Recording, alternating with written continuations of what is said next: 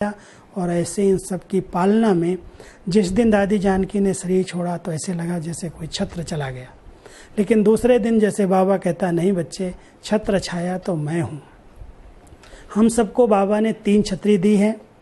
जो भी हमारी क्लास सुन रहे हैं, आज की इस दुनिया की परिस्थितियों के हिसाब से आप सब तीनों छतरी अपने पास रखना। कुछ भी नहीं होगा, चाहे जितनी उपद्रव हो, चाहे जितनी बातें आए, चाहे जैसा वायरस फैले, लेकिन ब्राह्मण आत्मा सुरक्षित वो है जो 3 छतरी सदा अपने साथ रखेगा। एक है अपने बहुत पॉजिटिव शुद्ध संकल्पों की छतरी। कभी भी साधारण और नेगेटिव संकल्प नहीं करो। सवेरे सवेरे उठो, भ्रकुटी आसन पर बैठ जाओ अकाल तख्त पर और अनुभव करो कि जैसे बाबा का छत्र लाइट का मेरे चारों ओर घूम रहा है और मैं उस लाइट के छत्र के नीचे बहुत शुद्ध संकल्पों में आत्मा रमण कर रही हूँ। ये शुद्ध संकल्पों का घेरा आपके लिए छतरी बन जाएगा। दूसरा, हर एक ब्राह्मण को वर्तमान समय बहुत ध्यान देना है कि कोई भी आत्मा मुझे भूल चूक करके भी बद्दुआ न दे। सबकी दुआओं की छतरी बहुत काम आती है। हमारी दादी ने यही लक्ष्य रखा, प्रकाशमय दादी का यही स्लोगन रहा। जब भी उनसे कोई बात पूछो, दादी कोई तकलीफ है, कोई बीमारी का दर्द है, कहती थी नहीं, मेरे ऊपर तो सबकी दुआएं हैं, पूरे ब्राह्मण परिवार की दुआएं हैं और सबसे बड़ा तो बाबा की दुआएं हैं मेरे सिर पर।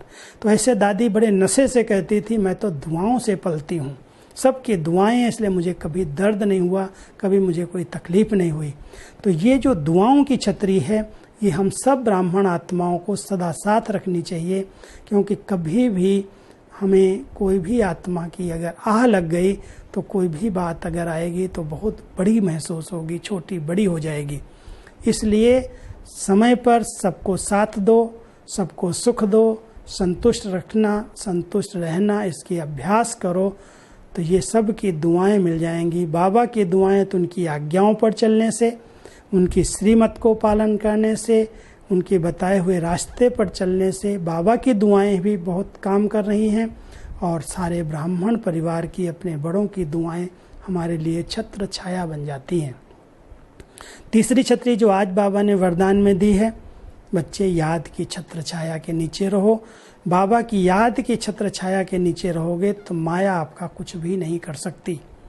कल भी बाबा ने कहा, देखो ये प्रकृति, ये माया सब विदाई लेने के लिए बाबा के पास आ रहे हैं और माया कहती है ये बच्चे ही तुम्हारे मुझे बार बार आह्वान करते हैं, मैं तो छुट्टी लेना चाहती हूँ। तो ऐसे बाबा हम सबको रमणीकता से बाबा अपनी मुरलियाँ सुना रहे हैं, आगे बढ़ा रहे हैं। और मैं तो कहूँगा इतना सुंदर गोल्डन चांस ड्रामा अनुसार, जैसे कोई स्टूडेंट्स के आगे जब बहुत बड़े पेपर आने वाले होते हैं तो उनको कुछ समय दिया जाता है, तो मुझे तो ऐसे लगता है शायद बहुत बड़े बड़े पेपर आने वाले हैं। उसके पहले बाबा ने अपने बच्चों को एकांत के लिए, अपनी मनसा को शक्तिशाली बनाने के लिए, मनसा सेवा का अभ्यास करने के लिए, वॉइसलेस स्थिति बनाने के लिए, क्योंकि जितनी वॉइसलेस स्थिति बनेगी उतना ही बाबा की सूक्ष्म प्रेरणाओं को हम कैच कर सकेंगे। बाबा तो अपने आप बच्चों को सबको टच कर रहा है, कुछ न कुछ इशारे दे रहा है, लेकिन बच्चे अगर अपनी बुद्धि को कहीं भी इधर उधर डिस्टर्ब करके रखते हैं, तेरे मेरे में रहते हैं, तो बाबा की टचिंग को कैच नहीं कर सकते। इसलिए जैसे संसार में आज वायरलेस कितना काम कर रहा है, कमाल है वायरलेस की, जो आप हमारा यहाँ से आवाज़ सुन रहे हैं, क्लास कर रहे हैं, डायरेक्ट ऐसे लग रहा है हम सब आपस में मिल रहे हैं। लेकिन बाबा कहता है आगे चल करके वायरलेस भी ख़त्म हो जाएंगे, ये साइंस के साधन फेल होंगे। उस समय हम कैसे मिलेंगे? उस समय हम बाबा की शक्ति और प्रकाश कैसे लेंगे? उसके लिए चाहिए मन और बुद्धि की बहुत स्वच्छता, जिसको बाबा कहते हैं वॉइसलेस स्थिति, जिसके अंदर जरा भी विकारों का अंश न रहे। तो ऐसी स्थिति बनाने का ये सबसे अच्छा चांस है। हर बाबा के बच्चे को अब 3 बातों का त्याग करना है। एक अलबेलापन, आलस्य और बहानेबाजी। ये तीनों बातें जो बाबा ने इस बार शिवरात्रि पर हम सबसे वायदा कराया था, हम सब ऐसे न हो आज हम क्लास में नहीं जा रहे हैं तो लेट सो करके उठें, मुरली जाना नहीं है, हम लेटे लेटे सुन रहे हैं। अगर हम सब इसमें अलबेले बन गए, आलसी बन गए, तो बाबा कहता है तुम अपने भाग्य को गंवा रहे हो, समय को पहचानो। ये बाबा ने आपको तपस्या के लिए चांस दिया है, मन को शक्तिशाली बनाने के लिए चांस दिया है। कभी भी संसार समाचार में ज़्यादा नहीं जाना, नहीं तो स्वप्न भी ऐसे हो जाएंगे, संकल्प भी ऐसे हो जाएंगे। हमको बाबा ने चांस दिया है, समाचारों की जानकारी भले रखो, लेकिन अधिक समय इन बातों में न दे करके ज्ञान और योग की शक्ति से अपने को भरपूर करो। जैसे दादियों ने अपने आप को सबसे न्यारा प्यारा उपराम बनाया, कहीं न फंसी न किसी को फंसने दिया। दादी जानकी के बड़ा अच्छा स्लोगन था, ना मैं किसी की हूँ ना मेरी कोई है। और सचमुच उन्होंने वो प्रैक्टिकल प्रूफ करके दिखाया। किसी में भी न बुद्धि को अटकाया न लटकाया, और अंतिम समय में कोई को आने भी नहीं दिया। ऐसा समय आ गया जो कोई भी नहीं पहुंच पाया। जो कहती थी मेरी अर्थी पर 1 रुपया भी खर्च न हो, हम सब ने प्रैक्टिकल देखा, कोई फूल माला भी नहीं चढ़ा पाया।